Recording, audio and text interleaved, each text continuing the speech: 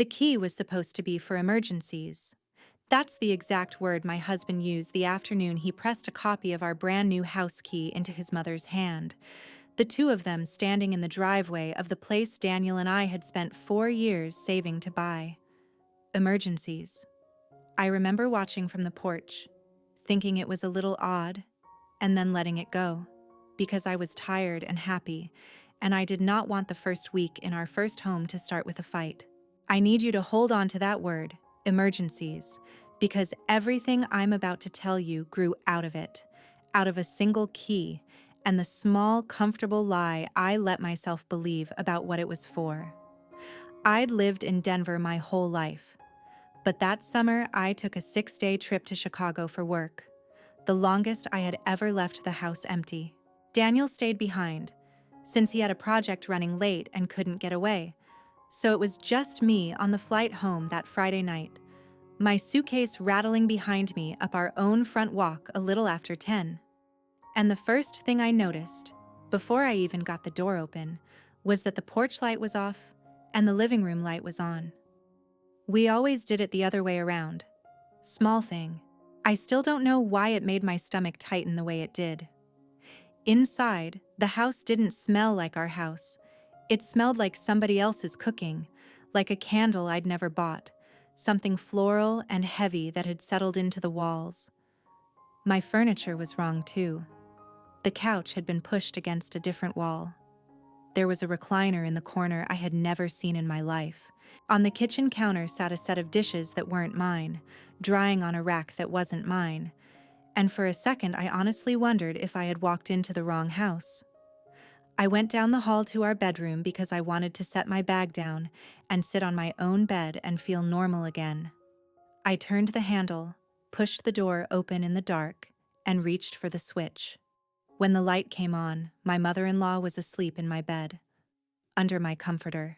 Her reading glasses folded on my nightstand, her robe hanging off the corner of my closet door, the closet where my clothes were supposed to be and weren't. She stirred, squinted up at me in the light, and said, not startled, not embarrassed, just mildly annoyed that I'd woken her. "Oh, you're back early." I want to stop right here for a second because if you have ever stood in the doorway of your own home and felt like a stranger inside it, you already understand this story better than I did in that moment. If that feeling is familiar to you, do me a favor and tap that like button, and subscribe if you haven't yet. I tell real stories about real people and the lines they finally decided not to let anyone cross, and I'd love for you to stick around for them. Now let me back up, because the part that still keeps me awake at night isn't that she was in my bed. It's that she wasn't surprised to be caught. She had chosen that room, not the guest room, not the office, but the main bedroom, the one Daniel and I had painted together a soft gray the weekend we got the keys. She had moved her things into my closet and moved mine out into boxes I would find later, stacked in the garage like I was the one leaving. And somewhere in that house, though I didn't know it yet, there were papers she had already started filling out. Papers with our address on them and her name written where mine should have been. A woman does not do all of that during a 6-day trip on a sudden whim. She does it when she is already certain that no one is going to stop her. The question I couldn't stop asking, standing frozen in that doorway with my suitcase still in my hand, was the one that would take me the next 3 weeks to answer. How long had my husband known? I called Daniel from the hallway with the bedroom door still open behind me, because I didn't trust my legs to walk any farther into the house. He answered on the 4th ring, sleepy, and I told him in a whisper that his mother was asleep in our bed. There was a pause on the line, and it wasn't a confused pause. It wasn't the pause of a man trying to make sense of something impossible. It was the pause of a man deciding how to explain something he already knew. I felt that difference before I could name it, the way you feel a step that isn't where you expected it to be. "Okay," he said. "Okay. Don't make it a whole thing tonight. She's just staying for a little while." I remember repeating the words back to him because they didn't fit together in my mouth. Staying for a little while. in our bedroom. In the house we'd closed on 11 days ago, the house I'd cried in the day we got the keys because it was the first door in my life that locked behind me and belonged to me. I asked him when she had moved in. He said he'd tell me everything when he got home Sunday, that I should just take the guest room for tonight and let her sleep. Take the guest room, in my own house. He said it the way you'd ask someone to move down a seat on a bus. I didn't take the guest room, because the guest room had her sewing machine in it, and a rack of her blouses and a bed already made up like it had been made up for weeks. I slept on the couch that first night, the couch that had been dragged to a wall I didn't choose, under a throw blanket that smelled like her. I want you to understand that I am not a dramatic person. I don't slam doors. I don't make scenes. I am the person who smooths things over. And I lay on that couch doing the math of how many days she must have been living there for the guest room to already smell lived in, and the number I kept landing on was not 11. It was closer to the whole time I'd been gone, and maybe before. Carol came out of my bedroom at 6 the next morning in her robe, found me on the couch, and did not apologize. She stepped over my shoes, filled the kettle, and asked if I wanted coffee in a voice that suggested I was the guest and she was being gracious about it. That was the first thing I learned about how this was going to go. She wasn't going to fight me. Fighting would have meant she thought this was contested. She poured 2 cups, set one down near me, and said, "Daniel and I talked about all this. He didn't tell you?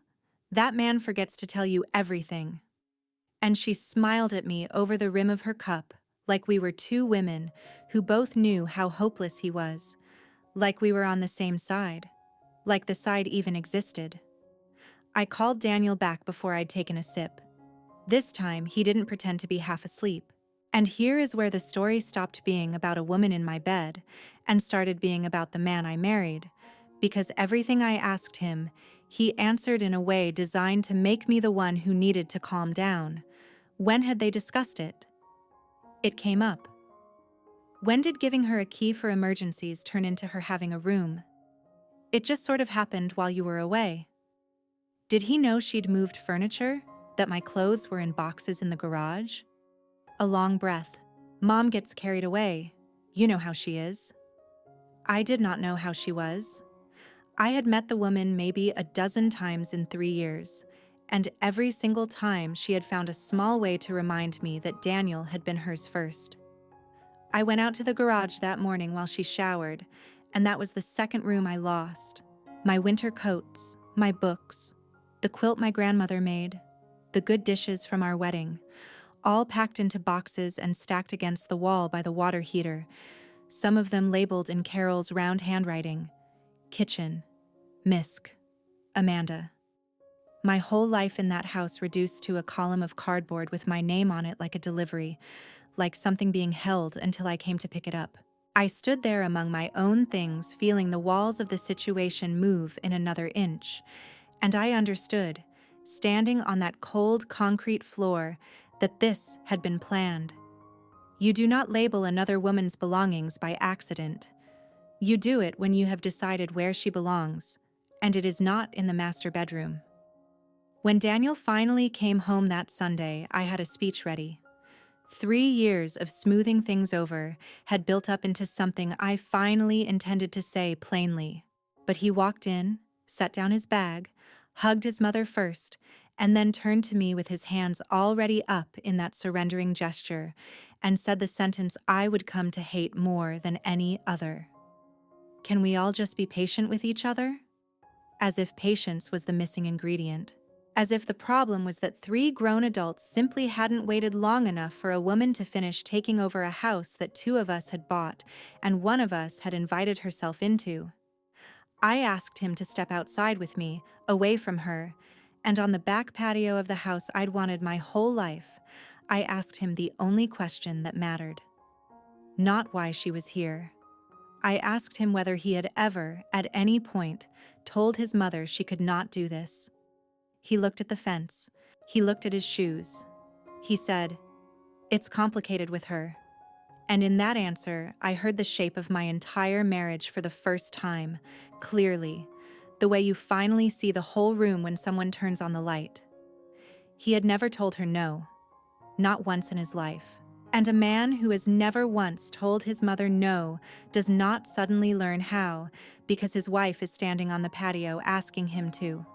What I didn't know yet, what I wouldn't find until I started opening the drawers she'd claimed, was that Carol had not come to stay for a little while at all. She had come to stay for good, and she had brought paperwork to make sure of it.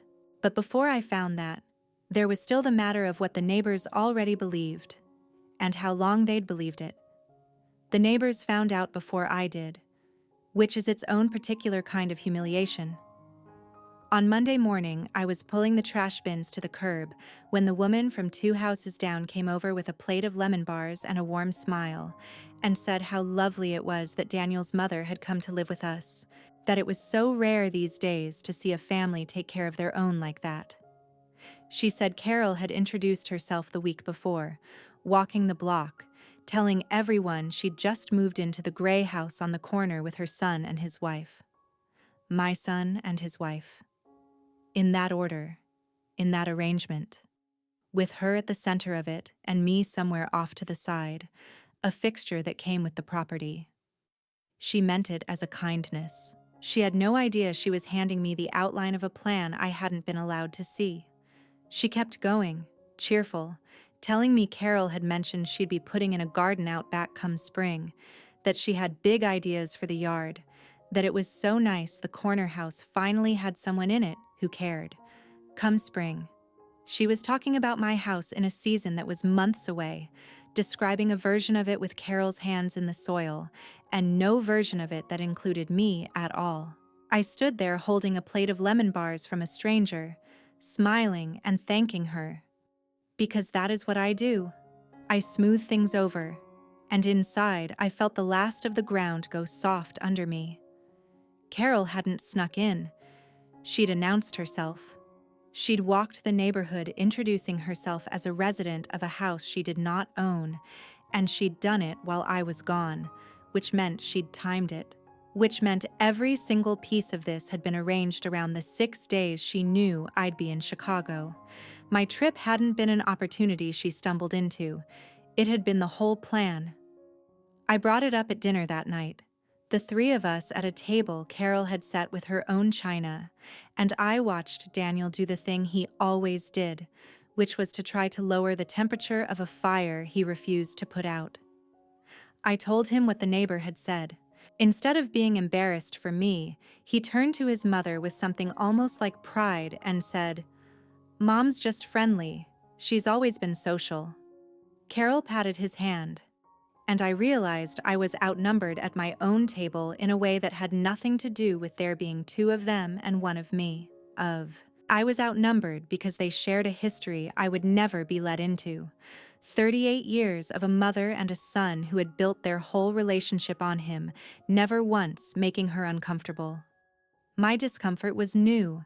Hers was ancient and load-bearing. Guess whose the house was built to protect? That week I started noticing the smaller thefts, the ones easier to explain away one at a time. My key to the front door didn't work one afternoon, and when I asked, Carol said she'd had the locks freshened up because the old ones stuck, and hadn't gotten around to cutting me a new copy. She had one. Daniel had one. I found out mine was dead by standing on the porch at 4 in the afternoon with a bag of groceries cutting into my fingers, turning a key that used to work and now spun loose in a lock that didn't recognize it. I knocked on my own front door.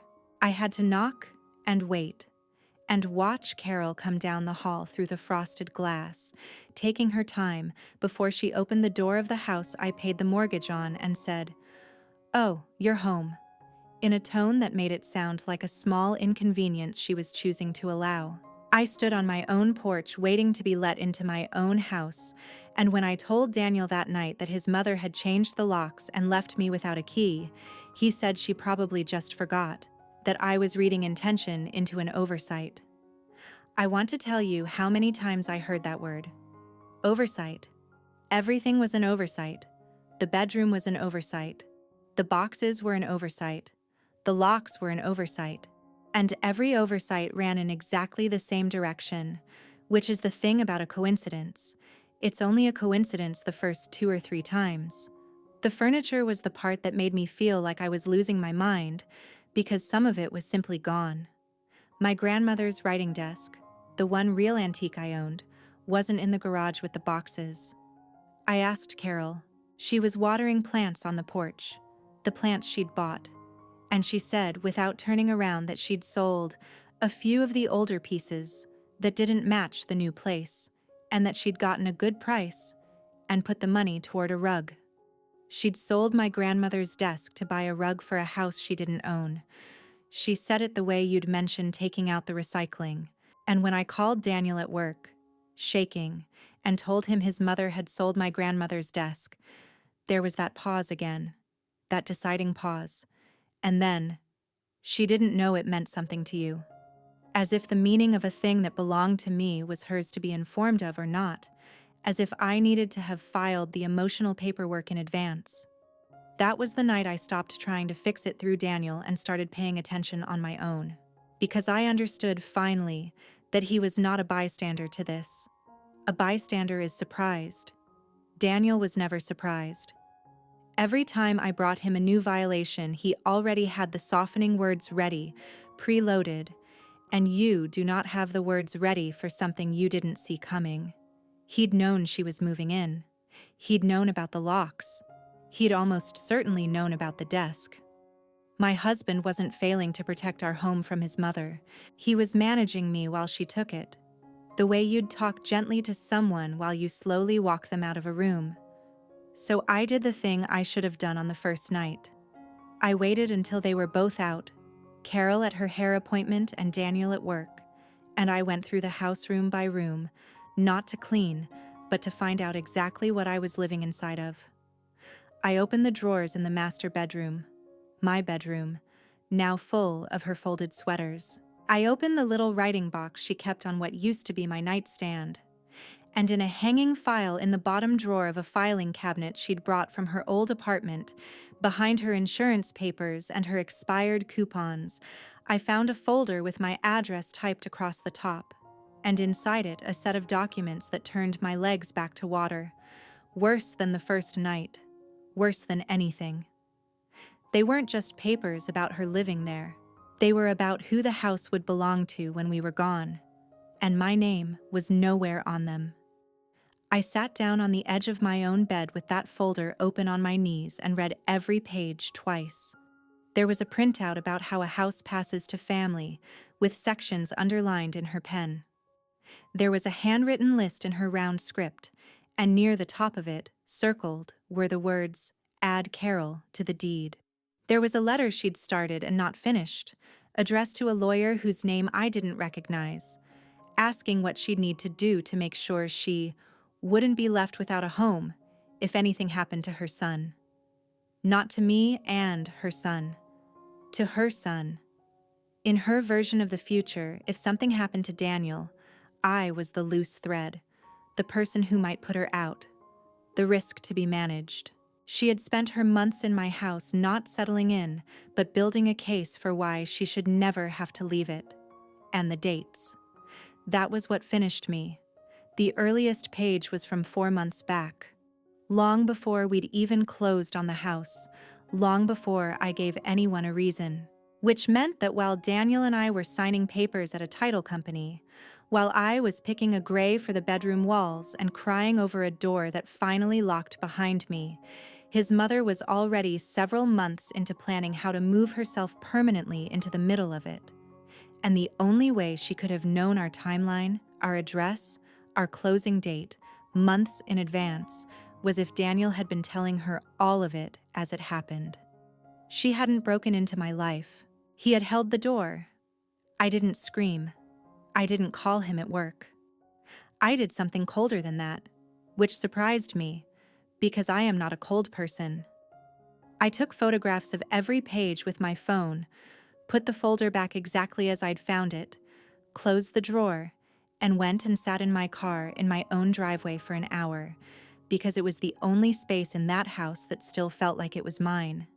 And in that car, I stopped being the woman who smooths things over, not in a dramatic way. Just quietly, the way a light goes off in a room you're leaving. I understood that I had been fighting the wrong battle for 2 weeks. I'd been trying to get Carol out, but Carol was a symptom. The thing I actually had to reckon with was a marriage in which my husband's mother could plan for months to write me out of my own home, and my husband's only contribution would be to ask me to be patient about it.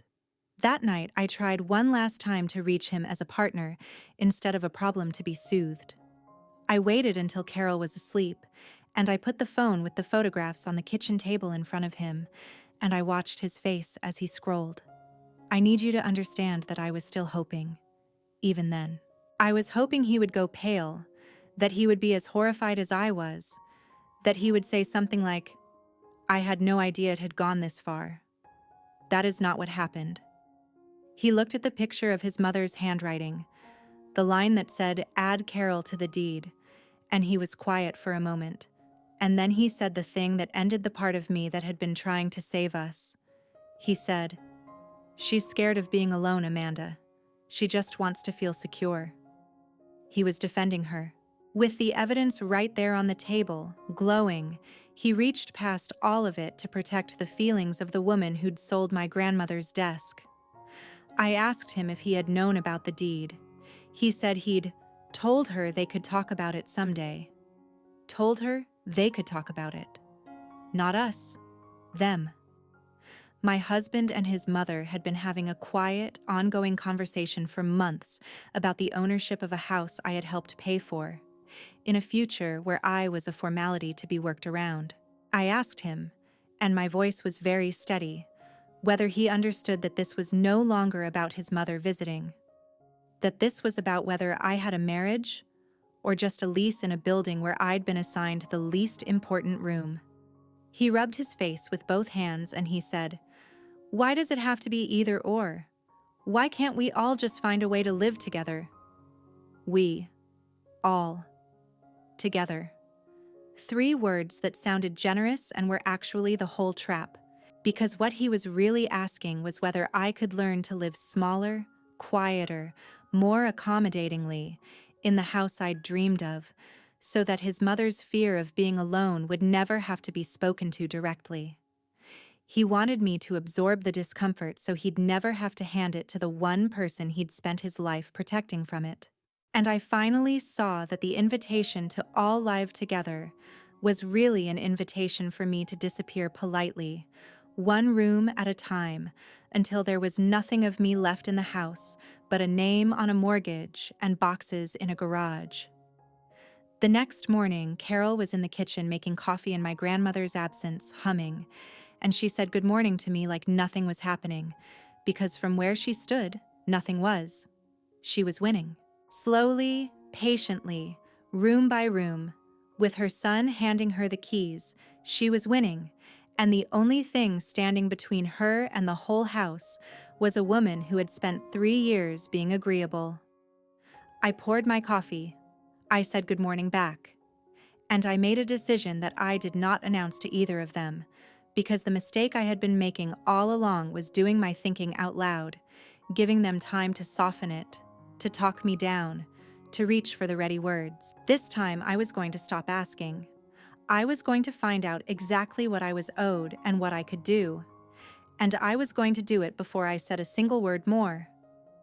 I called a lawyer that afternoon from the parking lot of the grocery store, my hands shaking on the wheel, and what she told me changed everything about how the last week of this would go. Because it turned out the house was not as taken as it looked. There was one document that mattered more than anything Carol had circled in her folder. One signature that had never been given, and it was mine. The lawyer's name was Rosa, and she was patient with me on the phone in a way no one in my house had been in 2 weeks. I told her everything. The boxes, the locks, the desk, the folder, the line about the deed. And when I finished, she asked me one simple question that I hadn't thought to ask myself. Whose names were on the paperwork when we bought the house? Both of ours, I told her. Mine and Daniel's, jointly, the way you'd expect. And Rosa said, gently, that this changed the entire picture. Because Carol could add Carol to the deed 100 times in her own handwriting. She could write letters to every lawyer in Denver, but a name does not go onto a deed that two people co-own unless both of those people sign for it.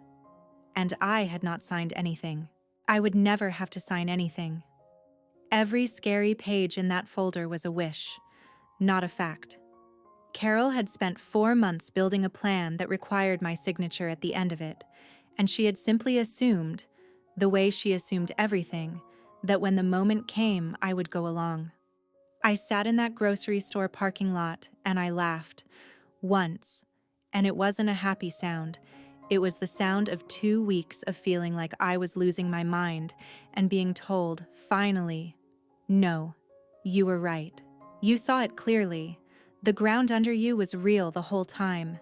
The house was mine as much as it was Daniel's. Not a room of it belonged to Carol. And the only reason it had felt otherwise was that I'd been fighting with feelings, with tone, with patience, when the whole time I'd been standing on solid legal ground and just hadn't looked down. Rosa told me what my options were, calmly, one by one, and none of them required me to raise my voice. That was the part that steadied me. I didn't need to win an argument. I'd already won the only thing that mattered. I just had to stop asking permission to use it. I went home and I didn't say a word that night, or the next. I let Carol keep humming in the kitchen. I let Daniel keep me at arm's length with his soft words. And I used those 2 quiet days to do the unglamorous things that actually change a situation instead of just venting it. I had a locksmith come while they were both out, and I had my own key made, to my own door, and I put it on my ring where it belonged. I moved the boxes with my name on them out of the garage and into the house, one by one, back into the rooms they came from. I hung my grandmother's quilt back over the couch. Small reclamations. I was taking my house back the same way it had been taken from me, quietly, an inch at a time. Except this time the inches were going the other direction and no one had given me permission, and I hadn't asked. Carol noticed on the second evening. She came in from her hair appointment, saw the quilt on the couch and a box of my books open on the floor, and her voice changed for the first time since I'd known her. The graciousness dropped clean off it. "What is all this?" she said. And it wasn't a question, and I understood that I was finally seeing the woman under the china and the lemon bar smile, the one who'd been counting on me never to plant my feet. I told her, evenly, that I was moving my things back into my house. Mine. And she turned to Daniel, who had just come in behind her, and she said the sentence that finally forced the whole thing into the open, the sentence that made him choose in front of both of us at last. She said, "Daniel, are you going to let her talk to me like this in my own home?" Her own home. She said it in the kitchen of the house I co-owned, to the son who had let her believe it, and for one long second the entire marriage hung on what he would say next. I watched him look at his mother, and then at me, and then down at the box of my books on the floor, and I saw him do the thing he had done his whole life, the thing I had married without understanding I was marrying.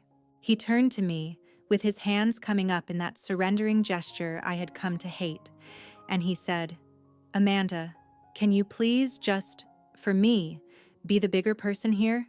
Be the bigger person.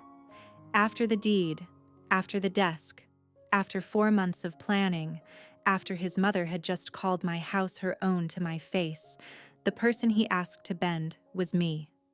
Not because I was wrong, because I was the one who could be counted on to fold.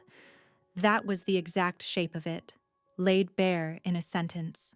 In this family, the person who loves you least is protected, and the person who loves you most is asked to carry the difference. And I had been carrying it for 3 years, one accommodation at a time, right up until the accommodation became my whole house, and the last room left to give up was myself. So I set the book I was holding down on the counter, and I looked at the two of them, the mother who had planned this and the son who had permitted it. standing together on one side of a kitchen island the way they'd stood together my whole marriage. And I stopped being patient. Not loudly. I want you to know it wasn't a scene. It was quieter than anything I'd said in 2 weeks, and it was the first completely honest thing I'd said in 3 years. I told them both exactly what was going to happen next, and I told them that it was not a request, and it was not a negotiation, and there would be no being patient about it. And for the first time since I'd walked through my own front door 2 weeks earlier, the room got very, very still, because they both understood at the same moment that the woman they had counted on to smooth everything over was done smoothing. And then I gave my husband a choice, one that could not be softened or delayed or talked down, a choice with no third option to hide inside. But before I tell you what I said, and what he did, I have to tell you about the thing that happened the very next morning. The thing that made his answer mean even more than I intended it to. The thing that happened the next morning was small, and it told me everything. I came into the kitchen and Carol was on the phone with Daniel's sister, and she didn't lower her voice when I walked in, because it hadn't occurred to her yet that I was a person who could hear things. She was telling her daughter that I was being difficult, that they might need to help Daniel see that he'd married someone unstable, and that once I settled down, everything could go back to the plan. The plan. Even now. Even after everything, she was still managing me like a problem her son had brought home, still certain that the family would close around her and squeeze me out the way it always had. And I realized that if I ever wavered, if I ever softened even once more, this was the future waiting for me, being slowly rewritten into the villain of my own marriage until I doubted the floor under my feet. So I stopped waiting for a better moment. I told Daniel that night, with his mother in the next room, that Carol would be out of our house within 48 hours, and that this was not something we were going to discuss, or be patient about, or find a way to all live through together. And then I gave him the choice with no third door in it. I told him he could be a husband who protects the home he built with his wife, or he could be a son who lets his mother take it. But he could not be both. Not anymore. Not in this house. If she was still here in 2 days, I would be gone.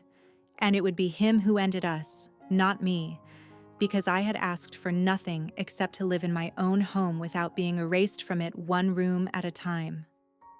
I watched him understand, finally, that there was no version of this where everyone stayed comfortable, that someone was going to be disappointed, and for the first time in his life, it could not be me by default. He was quiet for a long time, and then my husband did the hardest thing I ever saw him do, harder for him than it should have been, which is its own sad truth. He went into the next room and he told his mother she had to go home. She cried. She called him ungrateful. She used every soft place in him she'd spent 38 years learning. And he drove her to her apartment the next day with her boxes in the back seat. And he came home to a house that was ours again. And he sat down at the table and put his head in his hands. And he said he was sorry. And I believed him. But I also knew something had been shown to me that I would never entirely unsee, about how long he'd let it go, and how far it had to go before he'd move. We're still in the house. The gray walls. The door that locks. My grandmother's desk I tracked down and bought back for more than she sold it for, and I have never once regretted the money.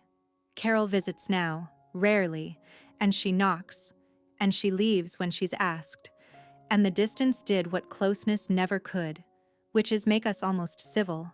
Daniel is in therapy, learning at 40 how to tell his mother no, one hard sentence at a time, and I won't pretend it isn't still work. I think about that first night a lot, standing in the doorway with my suitcase, feeling like a stranger in the one place that was supposed to be mine. A house isn't just a building, it's the room where a marriage is supposed to be safe. And when someone walks into that room and your partner holds the door, the thing at risk was never really the house. If you've ever had to teach the people who love you where your door is, stay with me, because the next one is about a woman who found out at her own father's funeral that she'd been the only one who ever truly belonged there.